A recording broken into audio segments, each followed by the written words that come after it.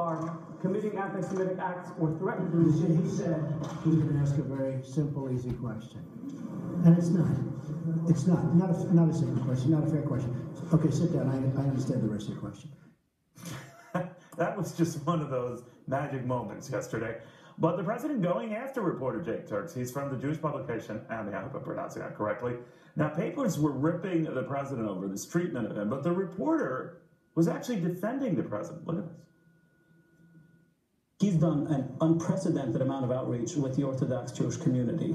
And so we understand why this is so hurtful for him, to see himself being called an anti-Semite when this his you don't believe it. No, not just I don't believe it. I've seen him firsthand. Yeah. I mean, there's my point is you feel it's unfair. It is very unfair what's been done to him, and I understand why he's so defensive. And I'm with him when it comes to being outraged about him being charged with this anti-Semitism. All right, leave it to Ed Henry to do that. Ed Henry interviewed Jake Turks last night. Ed, I didn't see that one coming. Were you surprised?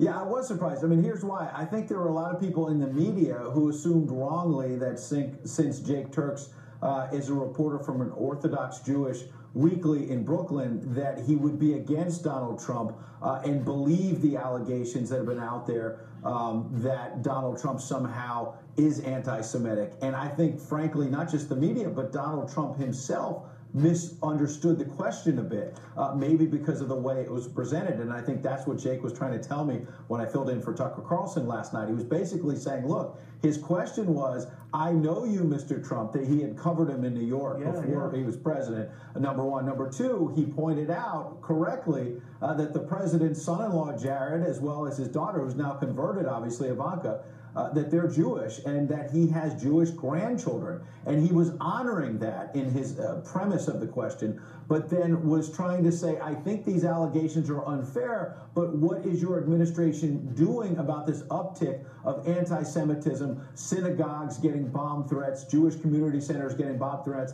If you look at how the president reacted, I think he thought, maybe mistakenly, the reporter was connecting the dots as other critics have and saying, there's this uptick because of you, because of your supporters. In fact, the reporter, when we actually sat down and interviewed him, which not a lot of people did, it turns out he's saying, I'm trying to defend the president because I don't see anti-Semitism here. It's something a lot of other people are not listening to. By the way, he got the president's attention maybe in part because Jake Turks has his Twitter handle on the front of his yarmulke. So he had it in the Eastern. I mean, I've heard of creative ways as a White House correspondent to get the president's attention. I've never heard of that. Yeah, make America great again.